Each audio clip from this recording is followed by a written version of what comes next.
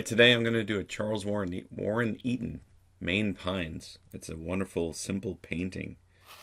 And one of the things I love about this painting is its simplicity, but it's powerful. And I'm going to just quickly sketch it, and then I'm going to paint this in gouache just to see if I can get some of the colors. But the beauty of this is really just the simplicity of it. There's a lot of tonalist painters like Eaton that a lot of people haven't heard of. And I think Eaton was a Connecticut artist. So it's nice to see. Well, I'm in the Connecticut area, and therefore I'm continually looking at, like, the Griswold Museum. They have an awesome collection of Connecticut artists. But to go off the beaten path a little bit, I think is nice, and see what else is out there besides the big names that we all kind of know.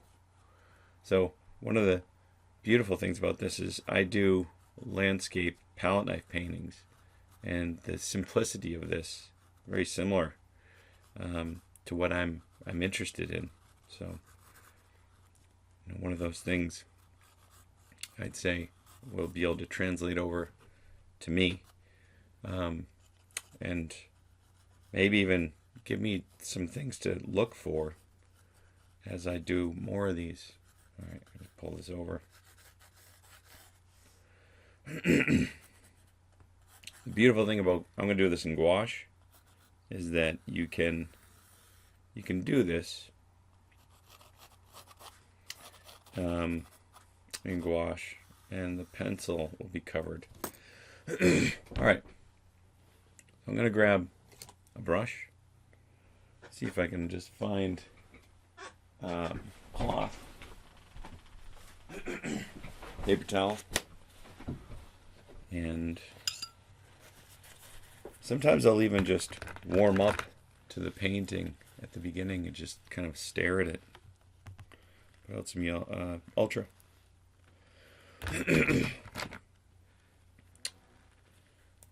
Burnt sienna. Those two colors together, which is really transparent earth, red, and oil. Get a little bit of water on there. Bring this over. Just going to put that on there. A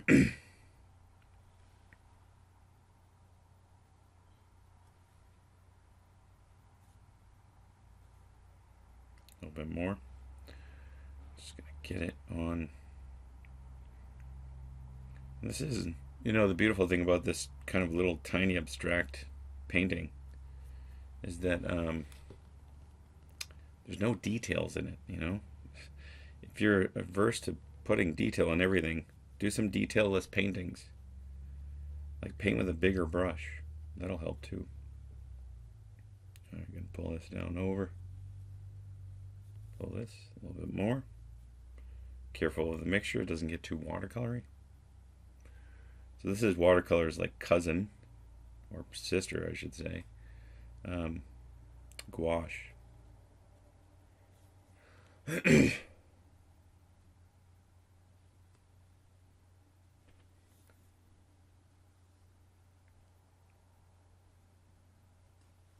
we go.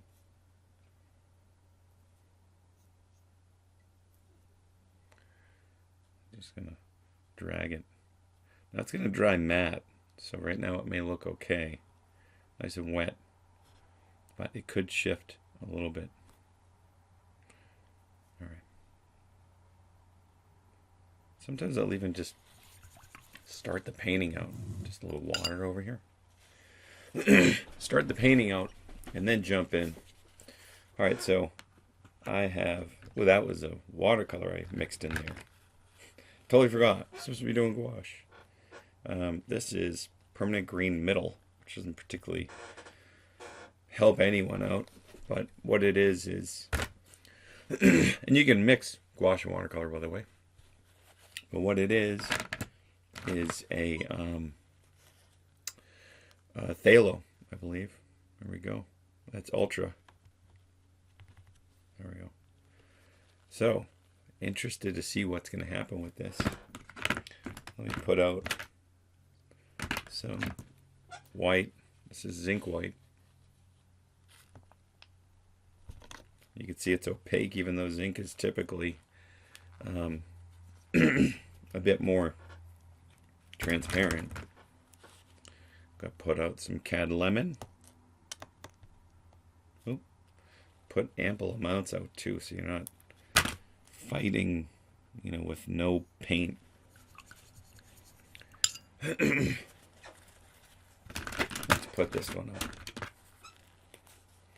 This one is primary red, which makes no sense because there's really no such thing as primary. I mean, it's a general concept. But if you look at the CIN number here, it's PR170. I believe that's naphthol red. All right, let's get the green. I'm going to go for the green. Green, I'm going to get a little bit of white, a little bit of blue, because this color is not totally green or blue. It seems like it's a mix of them. And now I'm going to take the white.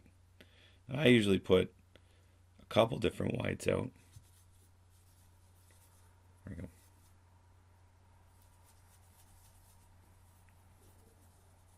A couple different whites out.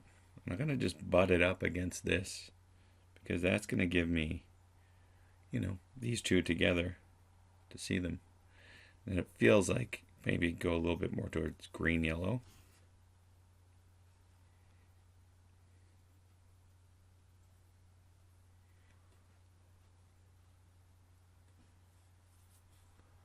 There seems to be a bit of a movement where it gets darker. Just a touch down here. But I still want to get the relationship here. These two things. These come together. Right there. And then it gets lighter as it goes up into the sky.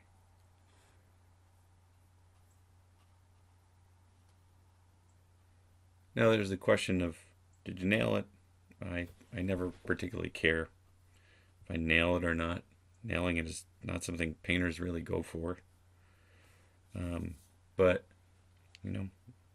try it out. Try one out freestyle, see what you get.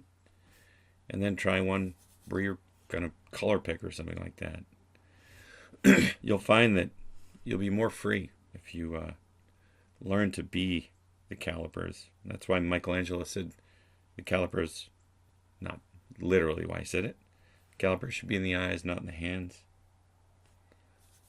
Right, so now feels like maybe a little yellow ochre. Here we go.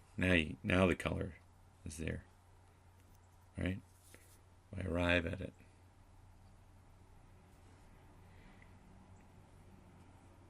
It's actually fun to try to find it too.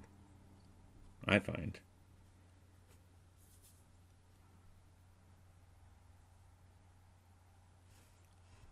Look at the color of this in the sky, right? Pretty interesting. And he feels like he's kind of pulling it through and dragging it. Now, I'm going to put more white out. Put some over there.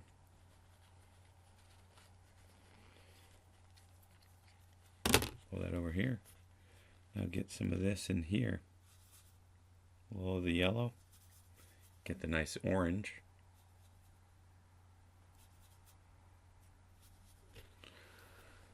Then just go in.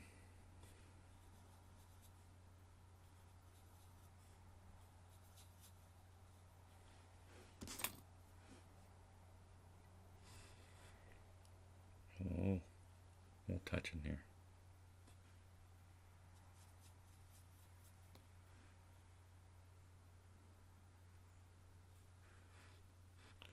Down there.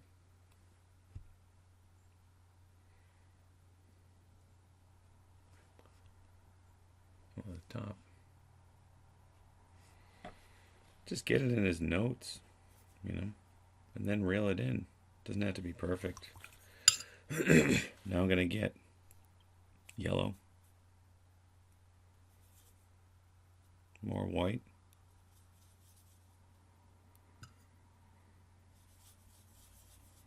a little bit of orange yellow down here.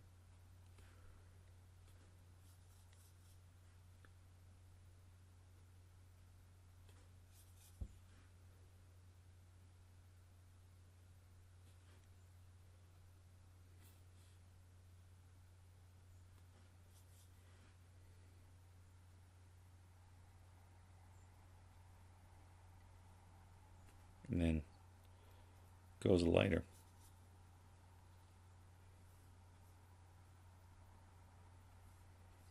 As it goes up in the sky.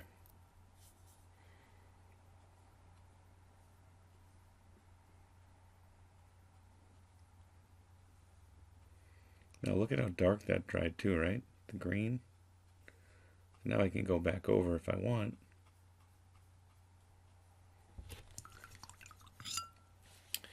And now, even pull a little of this in to here. Now the tough thing with gouache is that it's opaque for sure, but we'll see how it takes. If it ends up kind of resisting, I could end up pulling paint off, which is what I'll do sometimes. You know, because that looks good now, but what's going to happen when it dries, right?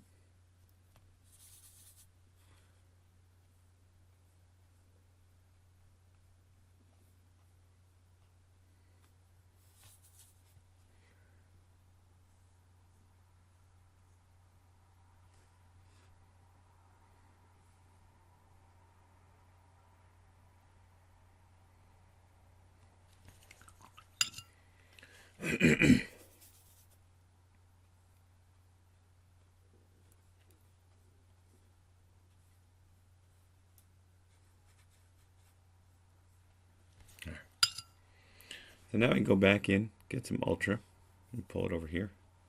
Make a little burnt umber on here. Burnt umber is another good dark color.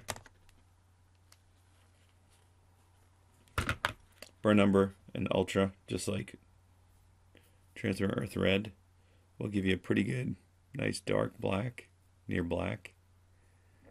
It's not as black, like a dark color that will be very similar to a black.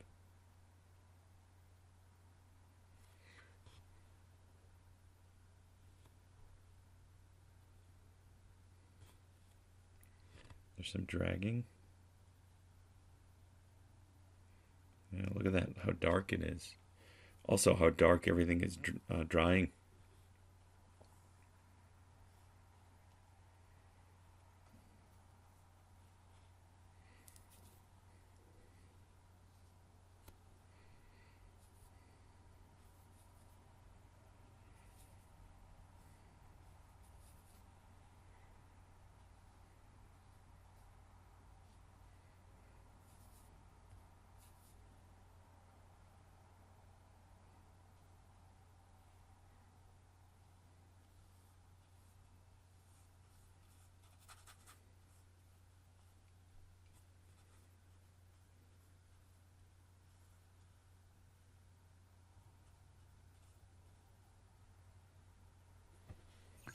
All right.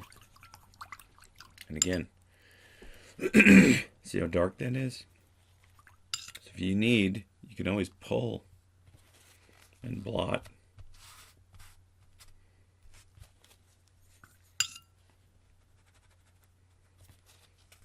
If there's just too much paint on, then you go back at it.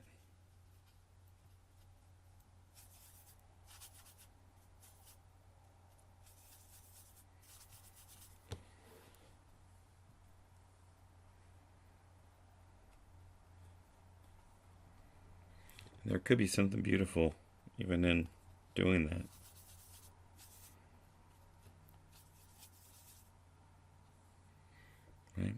Just, there's a question of how it's going to dry.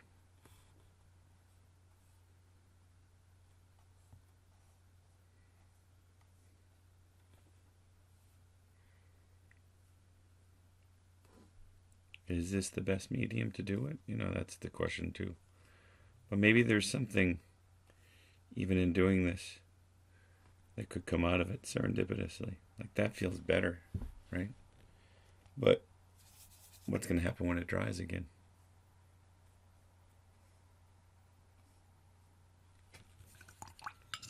All right. I'm going to get more white.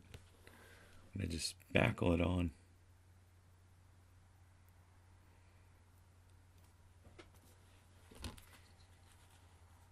I usually have a couple wells full of white paint to be able to do that. Just pull it. And Sargent used to, I think, use some there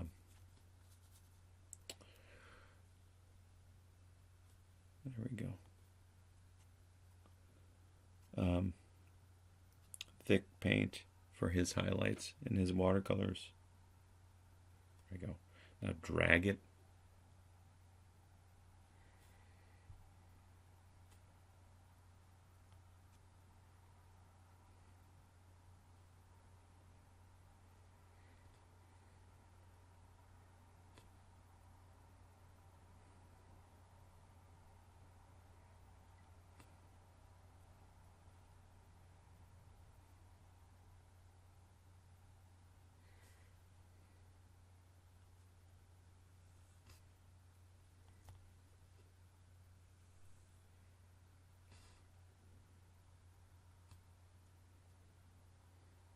All right, scooping it on there.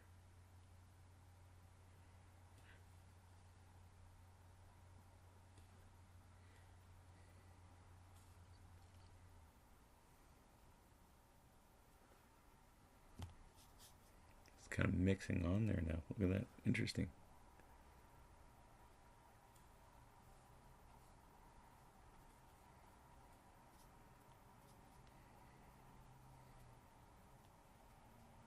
I try to be controlled, uncontrolled when I paint. I don't want to just make it all about just a copy. So boring.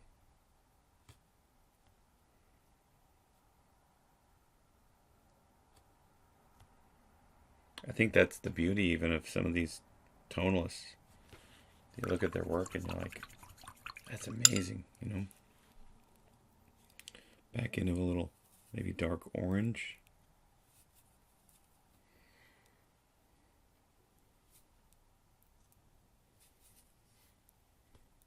It's like there's peeking little colors in here.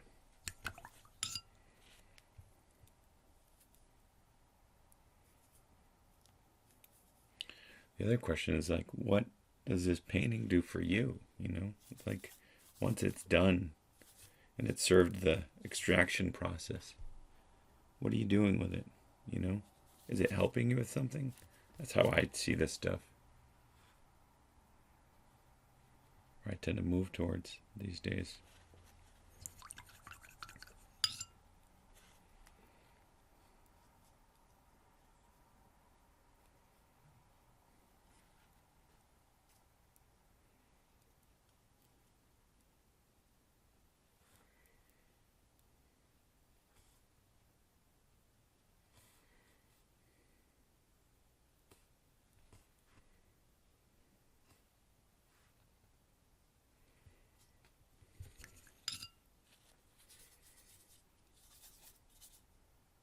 Anyway, let it get away a little bit. Is it a nice thing? Yeah. But if anything, let it get away and then do one controlled. Do one for art's sake, and then do one for control sake.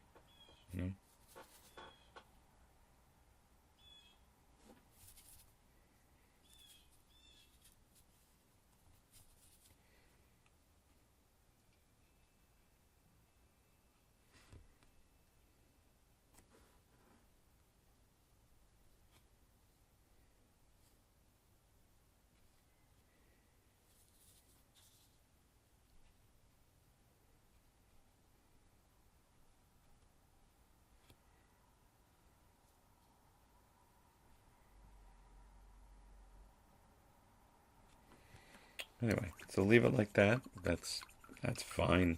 And it's just a quick little sketch. Let it dry and see what it looks like in a little bit.